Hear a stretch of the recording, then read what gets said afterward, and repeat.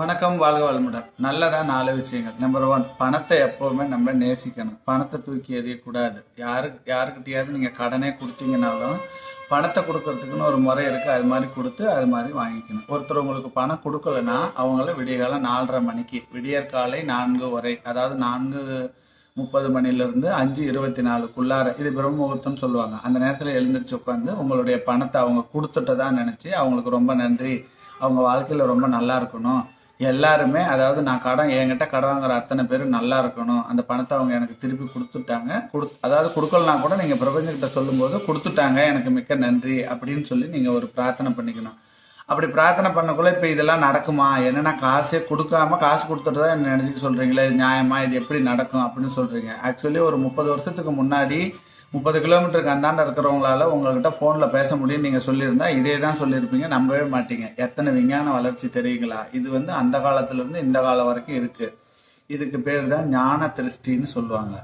அதாவது அந்த காலத்தில் முனிவர்களுக்கும் ரிஷிகளுக்கு மட்டும்தான் ஞான திருஷ்டி இருந்ததா சொல்கிறாங்க சாஸ்திரத்தில். ஏன் நமக்கு இல்லைன்னா, நம்ம லௌகிக வாழ்க்கையில் இருக்கும் பொழுது நமக்கு பலதரப்பட்ட வேலைகள், சில விஷயங்கள், அதாவது நம்ம அதை பற்றி எந்த விதமான ஒரு முயற்சி எடுக்கிறது இல்லை. ஒரு காலத்தில் நம்ம வீட்டில் பார்த்தீங்கன்னா வயசான பெரியவங்களுக்கு எல்லாத்துக்குமே ஒரு 50 வருஷத்துக்கு 100 வருஷத்துக்கு முன்ன வரைக்கும், இந்த பிரிட்டிஷ் நம்ம நாட்டுக்கு வரத்துக்கு முன்னாடி வரைக்குமே நம்ம நாட்டில் நல்ல மழை பெஞ்சு ஒழுக்கமான வாழ்க்கை, நீதியோட நியாயத்தோடையும் நம்ம நல்லா தான் வாழ்ந்துட்டு இருந்தோம். இந்த பிரிட்டிஷ் ஆட்சி எப்போ வந்ததோ அப்போ தான் அவங்க நம்ம கலாச்சாரத்தை உடைச்சி நம்மளை எல்லாத்தையும் காலி பண்ணிட்டு போயிட்டாங்க. நமக்கு எல்லாமே தெரியும்னு வச்சுக்கிங்களேன். இந்து மதத்தை பொறுத்த வரைக்கும் எந்த சூழ்நிலையிலையும் ஒருத்தருக்கு ஒருத்தர் மோசம் பண்ணுறது, அடிச்சுக்கிறது, ஏமாத்துறது, இது எல்லாமே நல்ல நீங்கள் கொஞ்சம் கூர்ந்து கவனிச்சிங்கன்னா தெரிஞ்சிடும் உங்களுக்கு. அதனால் நீங்கள் பணத்தை பொறுத்த வரைக்கும் எப்போவுமே பணத்தை நேசிங்க. பணத்தை கொடுத்துட்டோம் அப்படின்னு சொல்லிட்டு புலம்புவதை நிறுத்துங்கள். புரளி பேசாதீர்கள். எந்த கால சூழ்நிலையிலையும் புரணி பேசாதீங்க. புரளி பேசுனீங்கன்னா அவங்கள பற்றி பின்பக்கம் பேசுறதை நிறுத்திங்க. அதாவது யார் ஒருத்தரை பற்றி புரணி பேசுகிறாங்களோ அவங்களுக்கு வேலை இல்லைன்னு அர்த்தம்.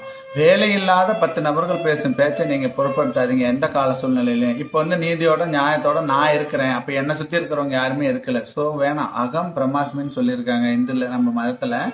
அதாவது ஆக்சுவலி அதுதான் உண்மையும் கூட. நம்ம மனித வாழ்க்கையில பொறுத்த வரைக்கும் அகம் பிரம்மாஸ்மி அப்படிம்பாங்க. புறம் நம்மளை ஒன்றுமே பண்ணவே முடியாது. புறத்தால் எதுவுமே நம்மளை செய்ய முடியாது. புறத்தை மாற்றுறதுக்கு நீங்கள் முயற்சி பண்ணீங்கன்னா உங்கள் வயசு தான் அதிகமாகுமே ஒழிய உங்களுக்கு நீங்கள் வாழ்க்கையில் நிம்மதியாக இருக்கணும் அப்படின்னா அகம் பிரம்மாஸ்மி. நீங்கள் முதல்ல உங்களை சந்தோஷமாக வச்சுக்கோங்க. உங்களை கண்ணாடியில் பாருங்கள். கண்ணாடியில் பார்த்துட்டு உங்களை நீங்கள் பரவாயில்ல, நம்மளை ஆண்டவன் நல்லா வச்சுருக்கேன். எத்தனையோ பேருக்கு எதுவுமே கொடுக்காத, கை கால் இல்லாதவங்க, உணர்வுகள் இல்லாதவங்க எவ்வளோ பேர் இப்போ கோமாவில் இருக்கிறாங்க. ராத்திரி படுக்கிறவங்க காலையில் எழுந்திரிக்கிறது இல்லை. அது மாதிரிலாம் இல்லாமல் நம்மளை ஆண்டவன் நல்லா வச்சுருக்கிறான்னு நினச்சி பெருமைப்படணும், சந்தோஷப்படணும், ஆனந்தப்படணும். உங்களை நீங்களே பார்த்து சந்தோஷமாக பார்த்துக்கணும், ரசிச்சுக்கணும்.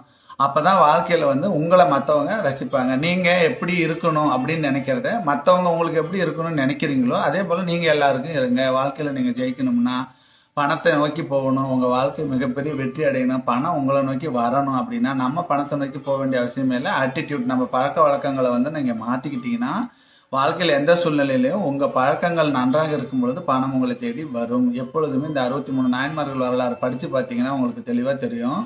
அதில் எல்லா நாயன்மார்களை தேடியும் கடவுள் போவாங்க. அப்போ 63 நாயன்மார்களுடைய செயல் கரெக்டாக இருந்ததுனால தான் அவங்கள பரீட்சை பண்ணி பார்க்கறது அடுத்த பிரச்சனை. கடவுளை தேடி, எக்ஸாம்பிள் இப்போ நந்தனாருங்கிற கதையை நீங்கள் படிச்சிங்கன்னா, நந்தனார் சிதம்பரத்துக்கு போக்குவரத்து செலவு கூட பணம் இல்லாத ஒரு சாதாரண ஏழை தொழிலாளி.